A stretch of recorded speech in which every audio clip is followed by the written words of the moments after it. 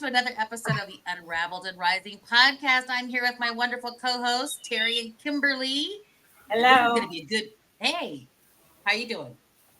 How you doing? How you Um, doing? we have a great guest today, and we're so excited. I met with Phyllis on matchmaker.fm. So those of you doing podcasts or want to be a guest on a podcast, matchmaker.fm is a place where you can match podcast with guests. And so Phyllis reached out to me on that platform, and we started a conversation, and then we had a one-on-one to talk. And we're so excited that she agreed to be on here because this is going to be a great conversation. She has the new book out. She's written two previous books, but has a new book out that we're going to discuss today called America in Therapy. And just want to hear about her healing journey and then how we can have this discussion about the content of her book, because I think it's really exciting and it's really timely for what's happening in the U.S. right now. This is a great conversation to be having. And you guys, the reason we do these podcast episodes, and I hear the bird in the background, Kimberly. The bird's like, I want to be involved. Sorry, she's downstairs. The reason we have these conversations is because we want to be able to have conversations that people are afraid to have or are fearful of having or just are afraid of conflict. And so they just don't discuss it. They keep it inside. Yes. That's what we're doing today. So Phyllis Leavitt, thank you so much for coming. We appreciate you. Well, thank you so much for having me. I'm excited to talk with all of you who are doing great work in your own right. So it's a wonderful collaboration, and thank you so much. So my journey really started with abuse in my own childhood that I totally buried and had no memory of. I just sort of had symptoms, which of course, nobody talked about psychology. Nobody talked about feelings when I was growing up.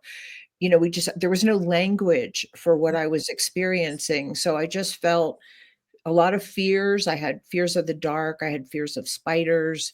And I felt like just something was wrong with me. But of course, I didn't know what it was. And I kind of grew up with that shadow over my life. And I compensated by, I loved school. So I loved learning. I loved reading. I compensated by being a really good student. And then, I'll make a long story really short and just tell you that I got married like many people do. We kind of repeat the wounds that we had in some form. We get attracted to what we already know. And so I married someone who was also very unhealed like myself. And it was a painful relationship. I had 3 children. And by the time I had my 3rd child, I was kind of in the dark night of the soul, and the memories were starting to emerge.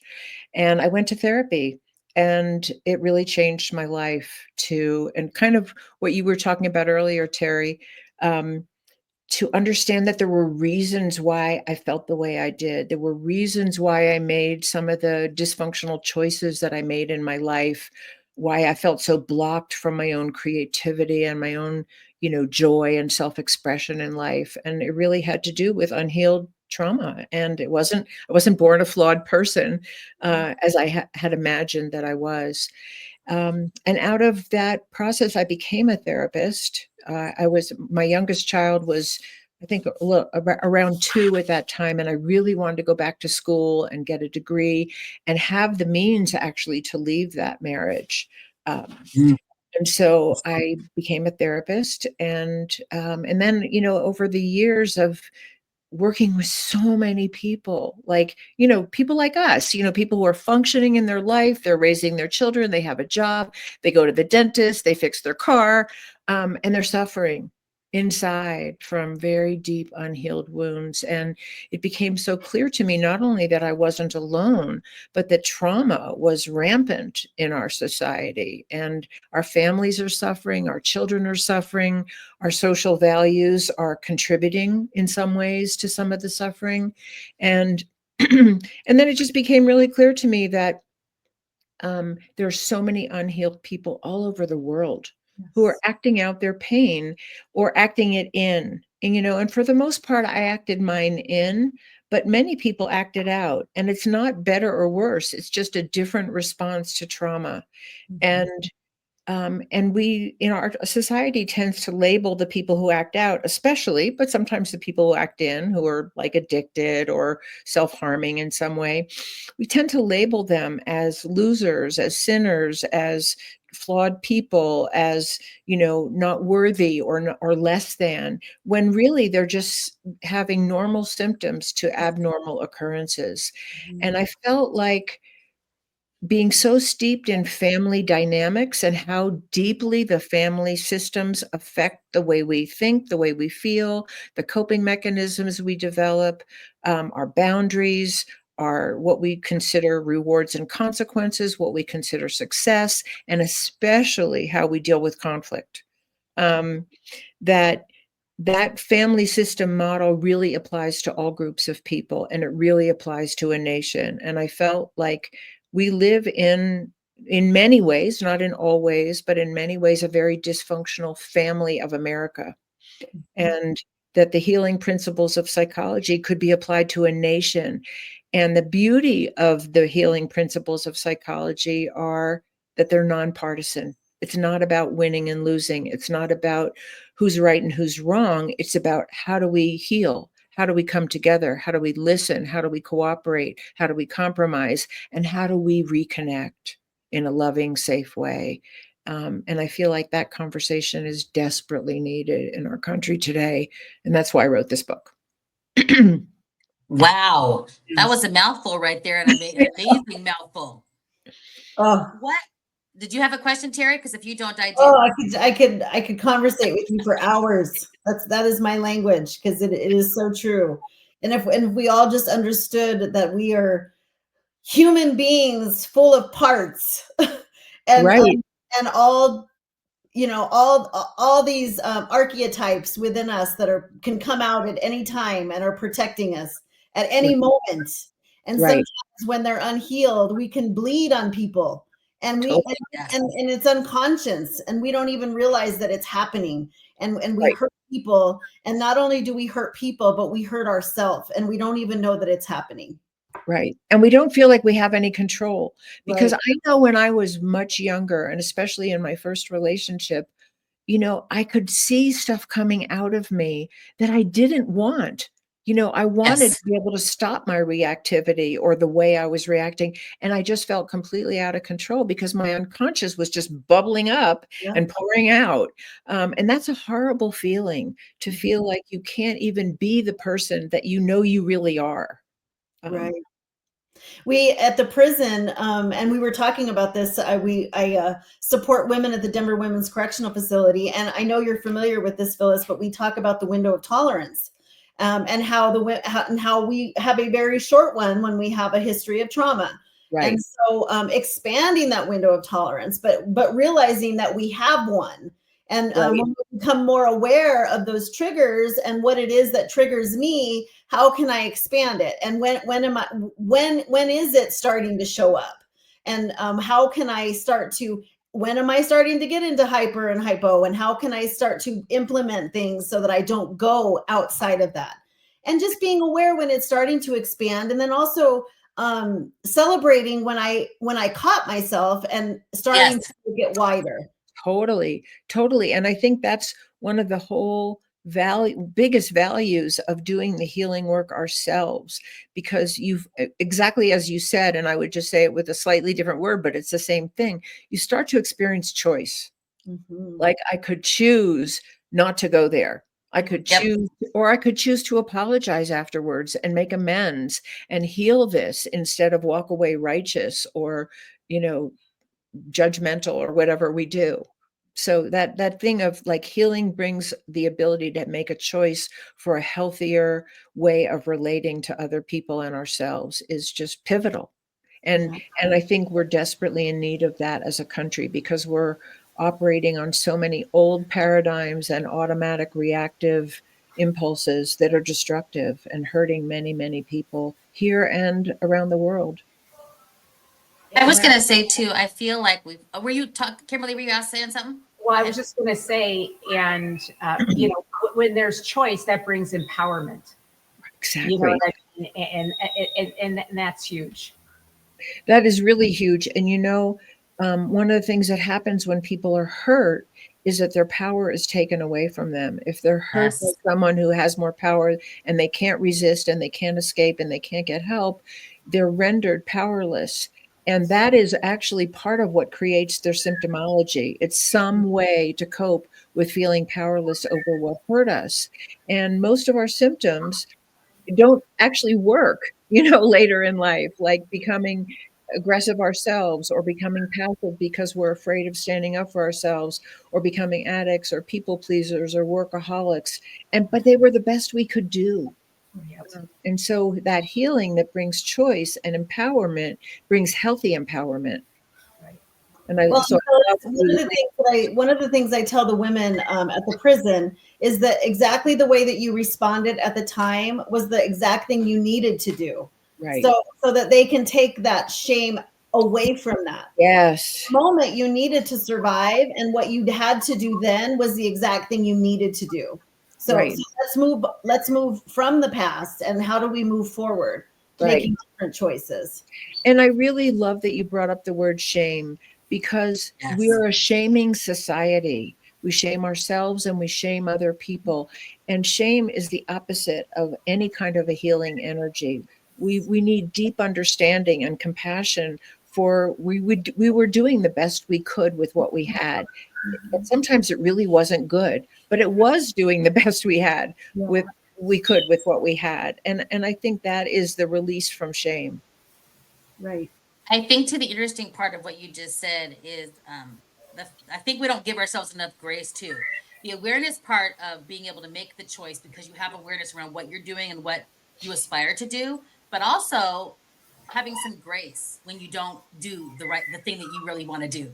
When you in your mind make a mistake or act out in a way that you didn't want to, and that's not the best version of you, we don't give ourselves grace. We beat ourselves up about it, which contributes to the cycle. Totally. But I'm wondering what you think when you say that we're a nation in crisis. Can you describe what you think that is? What does that mean to those of us who are kind of new to this conversation? Well, I think there's a lot of answers to that. And I really try to spell out many different avenues of looking at that in my book. But most overtly, it seems like we're in an escalation cycle of divisiveness and violence. And of course, in a family system, if you look at one family, if violence and divisiveness is escalating, you're saying that's a family in trouble. They need help. What's going on? What caused that? Not they're bad people. In the world of psychology, we don't say they're bad people. We say what caused that? What hurt is so explosive and unaddressed that it's coming out in their family relations. And so if we look at the United States as a family of America, that's the way I call it, because it's operating on family systems dynamics. We're targeting certain people who are marginalized. We're withholding resources from certain people. If a parent was starving one child, we'd put them in jail. And yet as a country and as big systems and institutions, we do to other people things that we would consider criminal if they were done to us or people that we love. And that gap is being sort of proposed to us as an ideological issue, when in fact it's a mental health issue. Yes. People who starve other people, who assault them, who hate them, who vilify them, who unjustly imprison them, have a mental problem, they're emotionally and mentally not well. Yes, we just did a podcast a few episodes back about an incident that happened in Idaho, and we can talk about all the things that happened, but how do we stop it from happening when we look at the family system and what led to it, instead of attacking of parenting, or how did this happen? How could you have been this type of parent? What did you miss? And rather than looking at what was the environment leading up to this as this child was brought up, right? I don't think like this is clearly a communication that was going on for years and years and years that wasn't addressed prior to this event. Well, I don't know what that incident was, but what I can say is one of the patterns, and you've probably all seen this in the work that you do, one of the patterns that emerges from unhealed trauma at human hands on a continuum from, not so bad to like really terrible, is that some people react by becoming more and more powerless and helpless because resisting brought them more pain or brought them, more being ostracized or assaulted or blamed and shamed or whatever. And so their coping mechanism is to not do anything. They freeze in the face of violence and abuse. And the opposite is true for many other people, which is somewhere in their psyche, they decided they are never going to be overpowered, and they identify with the aggressor, and they become the aggressor often in their family systems or in larger institutions that they have a position in. And unfortunately, they're like magnets for each other. The person who identifies with the aggressor looks for someone, unconsciously usually, who they can control. And the person who has become helpless and powerless is a magnet for the person who's going to control them. And that escalation of that dynamic is happening all over our country and all over our world. And it's very frightening. And that's probably the cycle that on a large and on an individual scale, we really need to interrupt.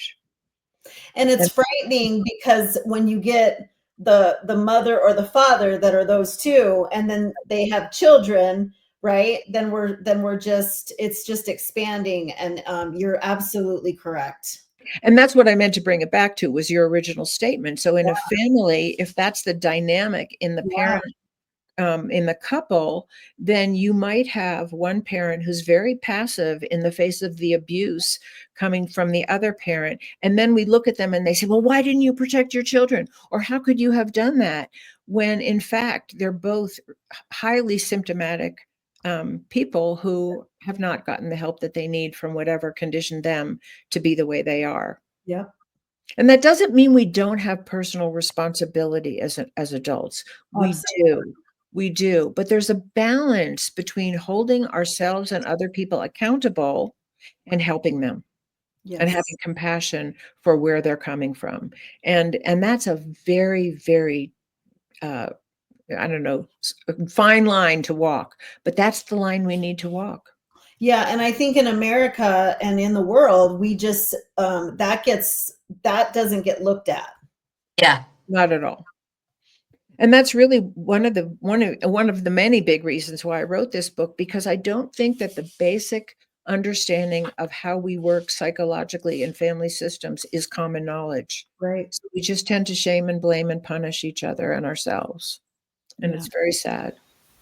Well, and that, what keeps coming up for me is just the role that, and how very different the world is now with social media and with, it's just coming at you nonstop, the judgment, the negativity. Right. When I grew up, there was bullying going on, there was stuff going on, but you could go home and you didn't have to worry about it till you went to school the next day. Right. And now you just can't, it's just, and our country isn't prepared for all the negativity and all of the judgment and all of, just simple things that I see on social media. Someone will just, people are just so judgmental, and right. I just don't think our brains and our bodies are able to just accept it and I don't think we were meant to accept it, and I think it's always been there. I think just social media now, spreads it, and it's at our fingertips. I think it's always been there. I just don't think we've had the means to be able to receive it the way that we do now. Yeah, and I think that's the reason why, one of the premises of my book is that we need to address this on the micro and the macro level, in the home and in the larger communities, because the influence of the larger communities through social media, for instance, is enormous in a way that it wasn't. Certainly when I grew up, it was, if you didn't read the newspaper, you didn't even know what was going on in the world. Or in, except at your school and your and your community, and that was it. And so one of the reasons why it's so important to address this on the macro as well as the micro level is that we have many people who have enormous influence in the world today and in the country today, whose role model for how you treat other human beings is terrible and violent and abusive and hateful. And that's what young people are also absorbing. Yeah. So we really need to look at this on all levels. But again, not with finger pointing, but how do Yes. we heal these family systems? What do we need to switch gears? And I call this, feeding each other good emotional mental food. Right now, a lot of what is being proliferated is very toxic. Yes. Yes. And we're just absorbing it and getting sick. Yeah. I think too that there's a disconnect between the people who have of an understanding of, I think, what the four of us have a better understanding of, with people that have feel Mhm. like they are now being served through social media and through the kind of the ideas that are being presented in the United States, and now they have a voice that they didn't have before. And I feel like that is so empowering for them to feel included in something like that. That I don't know how you break that cycle, because when you start finally feeling you're a part of a group of people that Mhm. think like you and accept you, and if they didn't have that before, I don't know how you break that, because I am open to all ideas and I have an open mind to all ideas. Doesn't mean I agree with everybody, but I will listen to somebody and have an open mind to it. But the majority of us are not like that. I'm not saying I'm better than anybody. I'm just saying that the awareness around the fact that I am different than others and we have different ways of thinking is completely fine with me. I don't judge people based on it. And I have lots of friends on both sides, but most people are not open to having a conversation with someone they disagree with. Yeah. Well, to address the first thing that you said, which is related, about the sense of belonging, that we come into this world wired for love and belonging, and we need love and safe belonging. And many people don't have safe belonging, and many people don't even have the love. And so they're desperate to belong somewhere. And that really speaks to a culture, and this is like the bigger family of America that doesn't support that kind of safe belonging. We're divided into communities and races and genders and age groups and economic groups and religious groups, and we feed that fire that's part of the fire of divisiveness. It's not just political divisiveness. And I think people are, because we are wired to belong, and it's a horrible feeling. If you've ever felt in your life that you didn't belong, it's a horrible feeling. It is. It's crushing to It your is. heart and your being. And so we can't really blame people for wanting to belong somewhere if that's all they have. But as individuals and as small communities and as a nation, part of healing is to provide safe, loving, accepting belonging, where we celebrate diversity, where everyone has a seat at the table. And I know that some of what I'm saying sounds Pollyanna-ish in the world that we live in today, but we have to start somewhere. Yeah. We have to start by naming what's missing, even if we don't know how to provide it for everybody. Because just like one of you was saying, I think you were saying this, Michelle, but I might be wrong. Just finding out the language for what happened to you makes you already like, oh, I'm not a misfit. Okay, I didn't have that love and safe belonging as a child, and that hurt me. And then I made the choices that I made that weren't so good. Um, and I can heal that, and I can find safe people, and I can become one of those safe people for Yeah. other people and myself. I had a girl on Sunday when we were doing the ACEs questionnaire, and she came out, and it just just brought so much warmth to my heart. But she said, one of the things I'm starting to find out is that it was the reason that I've really struggled with things in my life and connecting with people is really rooted in abandonment. Is when I was a child and my parents abandoned me. And so that was a huge awareness for her. And Huge. she said, I really hold on to my husband and I'm hard on him because I'm really afraid of losing him. And just to see her aha moment in that moment, and then and I congratulated her on being able to be aware of that.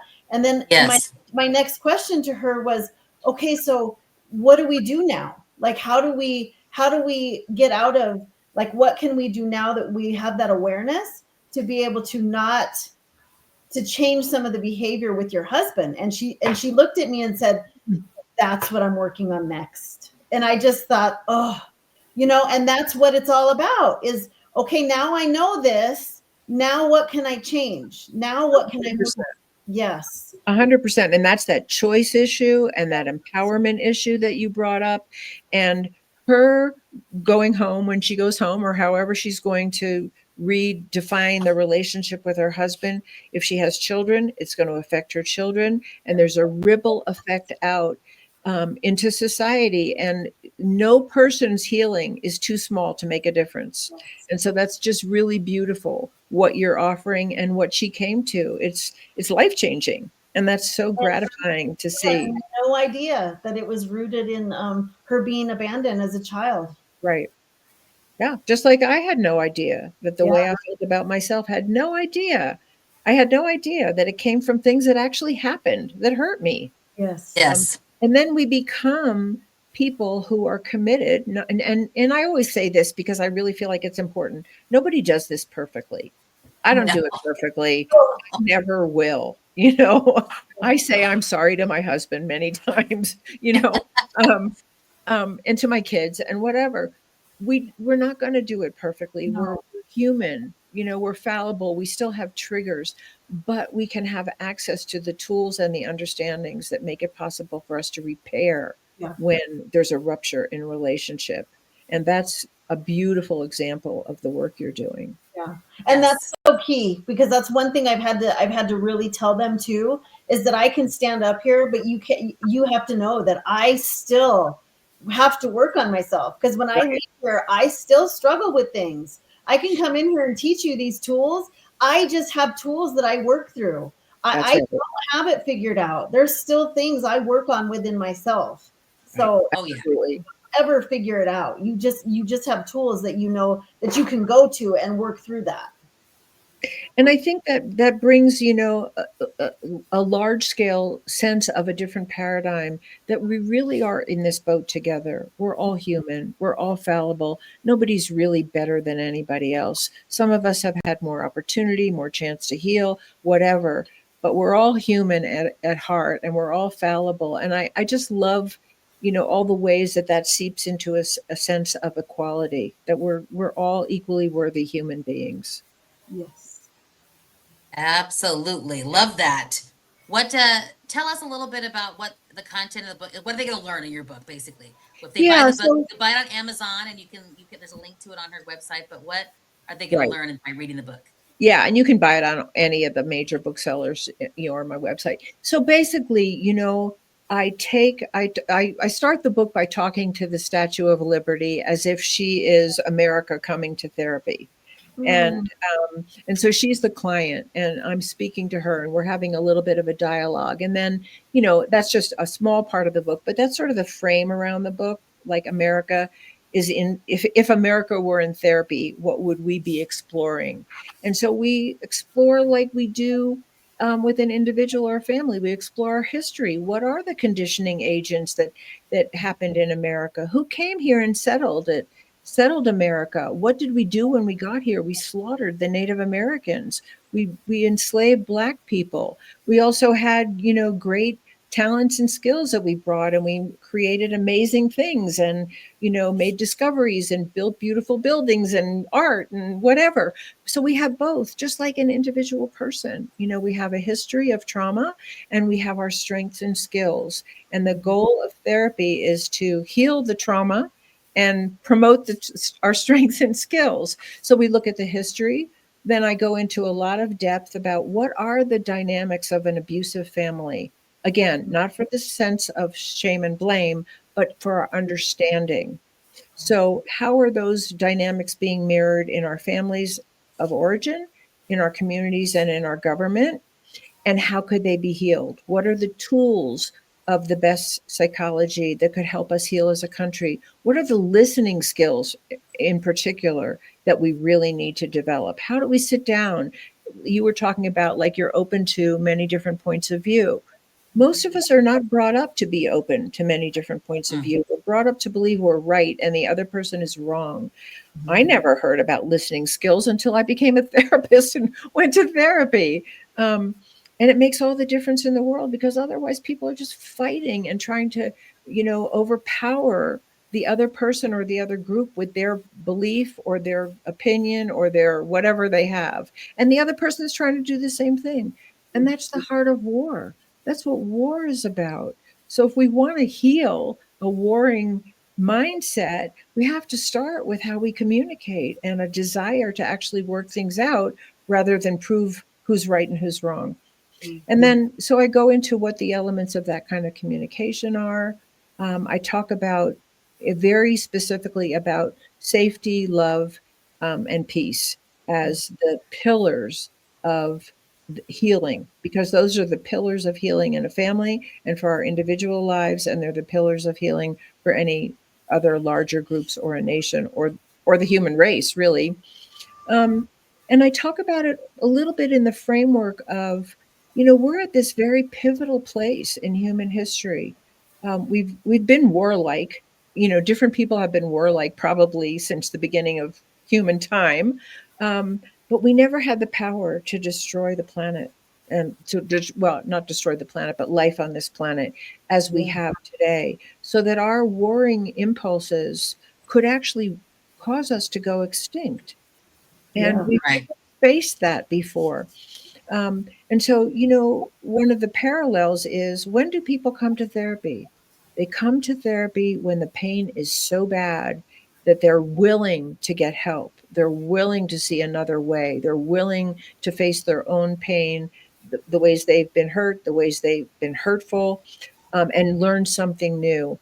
And I feel like we're at that place in human history, not just as the United States, but really as a species. Yes. But we also have tremendous ways that we numb ourselves out. And so I think we have to have our voices to help break through that numbness, that defensiveness, that righteousness that keeps arming us to stay in the battle. And then I talk about the other really big part of the book is talking about what I think the new paradigms are for a healthy family of America, a healthy family of in our own homes, and a healthy family of the human race. And I mentioned one, and that is really looking at ourselves as equals. And I'll just name them here, but I go into great depth in the book. One of them is really taking a new look at the relationship between competition and cooperation, because right now competition is out of control and it's sort of trumping cooperation. And to survive as a human family, we really need to put cooperation first and have healthy competition within that container. Like, we could compete for a cure for a disease, because we're always going to compete. I mean, I think that's in our nature, but we could harness that drive for the common good and not for the good of just a few to capitalize on it or conquer someone with, bigger weapons or whatever. Another one of the big paradigm shifts that I think we need to really look at is, we in this country still really idolize independence. I'm a self-made person. I did it myself. I have my own this. I have my own that. I don't need you. And I think emotionally, first of all, it's not true. We are not independent. It's an illusion. We I'm not independent. I wouldn't have food on my table if I couldn't go to the grocery store and buy it. I have a garden, but that's not going to keep me alive. I wouldn't have this computer. I wouldn't have this computer. I wouldn't be able to talk to you. I wouldn't have gas for my car. I wouldn't be able to get from one place to another. We are completely interdependent. And yet we feel shame about our dependency needs. I've had so many people come to therapy and say, well, I don't want to need therapy. And I'll say, why not? We need each other. Nobody has all the answers. And there's no shame in needing each other. If we couldn't really embrace the intimacy that comes with actually needing relationship needing to be connected to one another and belong, as we were talking about the sense of belonging, would be really, really unwell. And I think that's kind of the direction a little bit that we've gone in, which is we've denied our dependency needs and we've made them shameful. I mean, if you look at some of the role models, and this is not true of all role models, but even acknowledging your dependency needs is unsexy. You know, what's supposed to be sexually attractive is that you don't need anybody for anything. And that's supposed to be like alluring, you know? Yes. And then what do you do when the rubber meets the road and you get triggered in your relationship, or you really want something and you need to ask for it, or your partner does, you know? Can I just say that that was a recipe for disaster in my life? Yeah. And it caused me to be anxious. I had panic attacks, and I was very resentful, angry, defensive. And I absolutely, when I was willing to set it down, I could not do it by myself.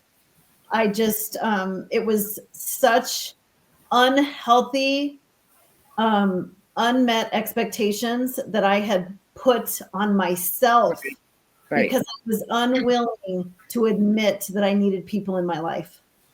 You know, I mean, I feel that very strongly, and I think that characterizes many people. And I love that you made the connection between feeling like you couldn't admit to feeling dependent and how it resulted in anger.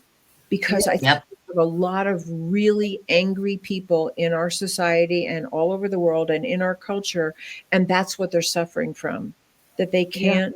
And I know you know this in the prison system, because what do you uncover? You Oh. uncover all those unmet needs that have resulted in dysfunctional behavior. Yes. Right. Right. And the most beautiful thing, I can think of a lady now that's been in my program 3 times, and she walked in that room sitting far in the back, had all of these walls up, and the minute that she could just start letting some of them down and letting people into her life, now sits next to me every week. And I remember her just saying she wouldn't engage in any of the work and reflect. I can't write. I can't do any of this. I can't read. And you know what? She reads and she writes and she shows up every single week. She engages with people, and I've seen her life change. And I just tell you, she's not playing the victim anymore. Right. And as she has let that down, her life has changed. And you know what you provided? You provided, among many other things, love and safe belonging. And that is what heals. But That she is what welcomed heals. it too, and she welcomed it in. She was willing to Right. receive it. Right. Right. And I think many more people are open to receive it than we allow ourselves to know. And there are people who are so damaged and who are so traumatized that we don't know how to heal them. And that's a tragedy for our culture. But we can work together to break that cycle. Agreed. Yes. Well, I was just going to say it's a little bit different, but this weekend I had to have a very felt vulnerable to me conversation with my husband, something that I was embarrassed about. And, you know, I had to bring to him because I was like, I needed his support in this. And he was so open and loving and just, we've got it. Don't worry about it. Right. You know, and it's like, but for so long, you know, being a single mom, doing those things have felt very much like I have to be independent and I have to be able to do these things by myself.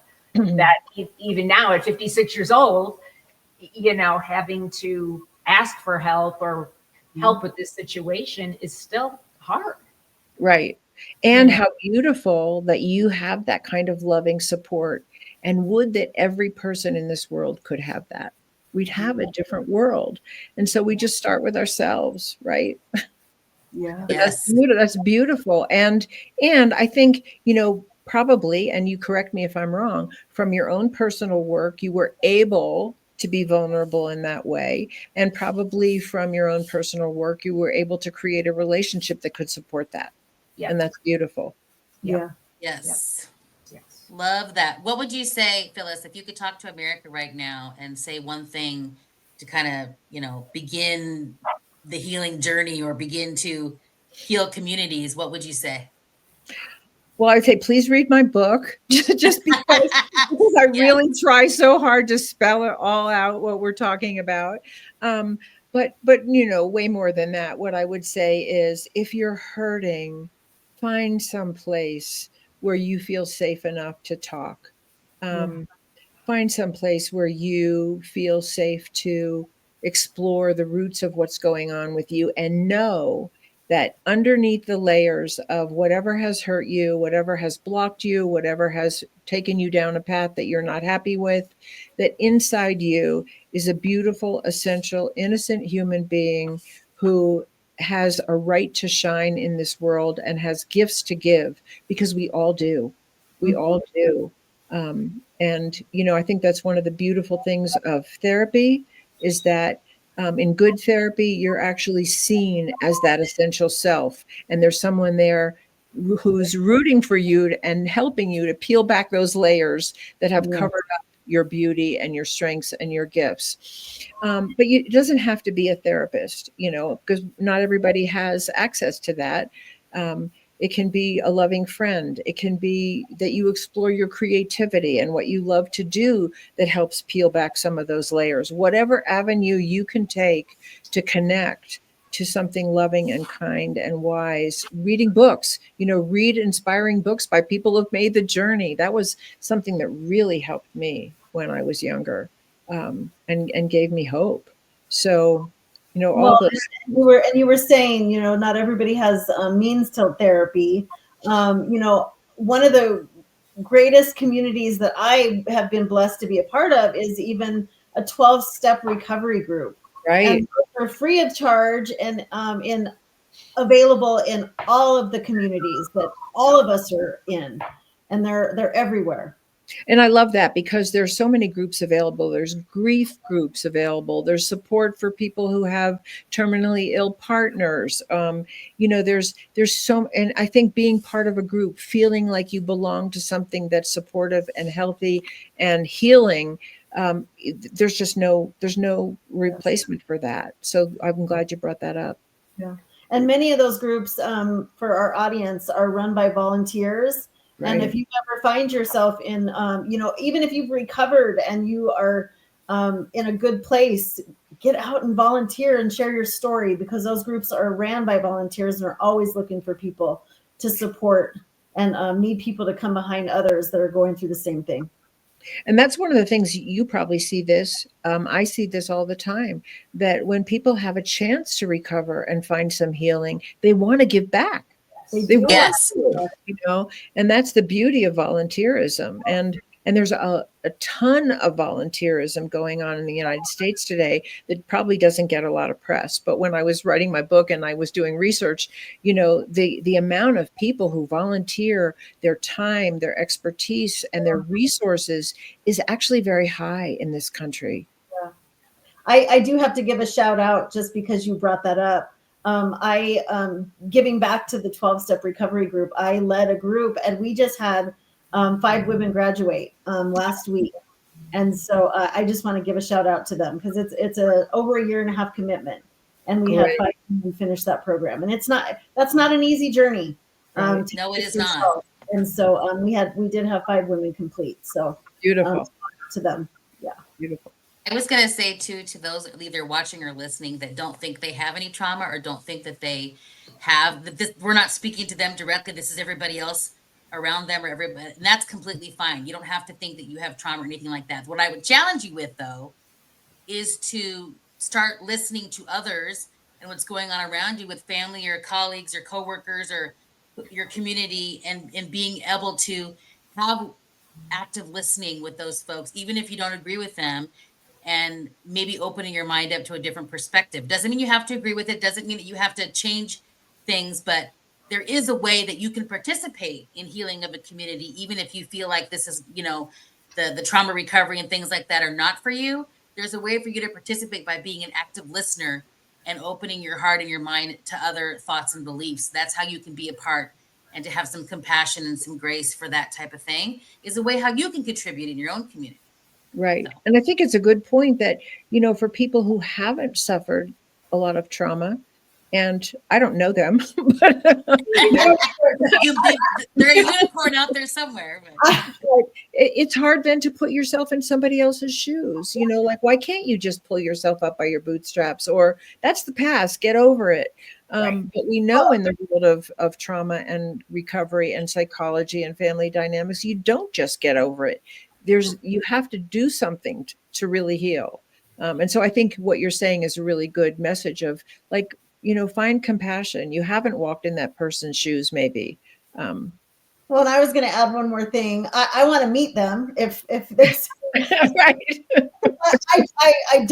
I highly doubt they exist. Right. But anyways, I do want to say just one more challenge, that because this was me. I walked into the 12-step recovery group and did not think I needed anything to fix. Everybody else needed to be fixed. Right. Was my attitude. But I would just say, if there's anything, anyone out there who doesn't believe they have trauma, but there's things that you see in others that they need to be fixed, I would just spend some time with that, because what I have found is the things that I saw in others and noticed a lot of were some things that I needed to spend some time with myself. Right. So that would be my challenge. It's beautiful. Yes. I love this conversation. Thank you so much, Phyllis, for joining us today. Yes. We would love to have you back. I would love to have a conversation at some point in the future. Maybe this isn't the right fit for you, but I love a topic around kind of the crisis of masculinity in men in our society. I don't know if you guys have done any. I just feel like that. And the reason I bring it up is because a lot of times these conversations about feelings and trauma are things that some men don't feel comfortable talking about it, so they just don't do anything about it. But there is a crisis there where I think that group of people who didn't feel a sense of belongingness, and also my son fits in that category. We're kind of like the social misfit, if you will, or doesn't fit in a social setting, didn't fit in high school, didn't fit in, and he kind of feels isolated and lonely. And they get behind a computer and play video games and have a world online. Mm-hmm. They need a sense of belongingness, and I think there are certain leaders in this country who are able to fit that niche for them. Unfortunately, some of the messaging coming out of that is not just necessarily positive messaging. And I feel like there's a lot of crisis going on there, which I've been watching podcasts and listening to things about it that I think we should have a discussion about. I don't know if you're open to that. I would love that. I did not address the masculine feminine kind of divide in my book because it's just too big of a topic. I couldn't put it in there. But that, a lot of psychology really deals with, even if it's not stated, it actually deals with healing the masculine feminine divide within ourselves. I love that. Which helps heal the masculine feminine divide in our relationships. So I would love that conversation with you. Yeah. Because I feel like I know growing up for me, men just couldn't show their feminine side. Yep. And I feel for me growing up, because they didn't, I grew up being more masculine. Yeah, me too. And so I would love that topic. Yeah, I think we should talk about that. And I feel like you guys have so much to offer with that. So maybe we won't have the focus just on me, but it'll be like a foursome. Yes. I would love that. We're like, perform, Phyllis, perform for us. Go. I mean, I feel like we all participated today, well together, but I'm just saying, like, I feel like we all have a lot to contribute to that from our experience. And I think it's such an important conversation. I mean, it can't be had enough. So yeah. Great. I think it would bring a lot of value for sure. It would. Yeah. Agreed. Well, thank you so much again. We really appreciate you, Phyllis. Thanks for coming on. Thanks for all the hard work you're doing and for writing a book like this that I hope people, take advantage of this wonderful content that's out there that can maybe have an impact. Those of us who are hesitant to kind of learn those types of things and have any kind of awareness around our own behavior is a topic that I think is hard for people. And so I embrace anything that can get out there that can actually help people. And I think you guys are doing great work in that. So. Well, and I think that there's great freedom when we face that. Yes.